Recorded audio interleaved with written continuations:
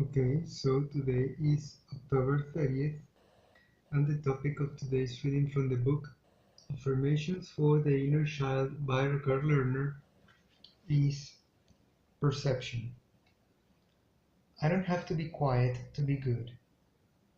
I learned early to equate being quiet with being good. She's so good. She never complains. What a good baby. She never cries. Don't discuss family business outside the family. No one in my family was allowed to complain because nothing could ever be wrong. If one thing was wrong, that might mean everything was wrong, and that simply wouldn't do. For my family was deeply invested in maintaining the appearance of normality. After a while, I didn't believe my own eyes and ears. If a situation seemed not quite right, my perception must be wrong.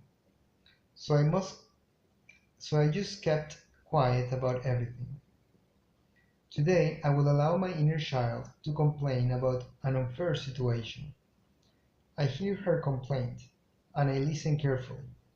I can trust my inner child's perception of reality.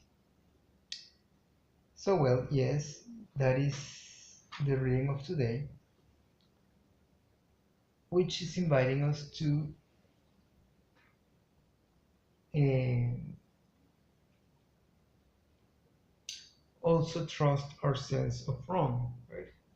Not only trust our sense of right, but also trust our sense of wrong, right? However, we have to say that as much as we have to accept the wrong things in life and the right things in life, yeah, I have to say that I don't agree with, too much with the reading, right? Complaining, right? Why do we need to complain? I have no idea, honestly. I mean, when you realize that there are very little things that affect you, then you start to learn to be and let be. And when you are and let other people be whatever it is that they have to be, because you know that that doesn't affect you completely, then you see that, well, you know, perhaps complaining is useless, right? Especially because other people don't have the power to change real things either, right? So what are you going to complain with them about, right? There's very little to complain with them, right? Because they cannot actually do anything either. So the thing is that people like to point the finger at people, right? And blame people for things. Like it's incredible, and that there's a sense of wanting to, you know, finding the responsible, right? And that's pretty much what it comes from complaining, right? But again, you cannot complain of something that doesn't affect you, and there are very few things that actually affect you if you come to think about it deeply, right, and profoundly. As long as you're alive and you're breathing, nothing else can actually harm you, right? And you're good.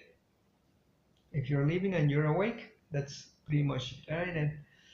And when once you are not awake or once you're not breathing, then you cannot complain. So no, I have to say I disagree with the reading. I mean, I cannot find a reason to I mean, to someone. I mean, if there is someone that is not doing their job, okay, but you have to complain with that person, or in any case, with the person that is supposed to be in the line of command, right? And that's it. But sometimes it's very difficult to find those people. Well, what can I say, right? It's like saying, for example, there's a saying in Spanish that says, "I don't speak with the clown. I speak with the manager of the circus," right? Because you're not going to to complain with somebody that cannot actually do anything to solve your problems, right? So yeah, I mean, no, I prefer the quiet person that analyzes the problem and understand that perhaps there's very little to complain about, right?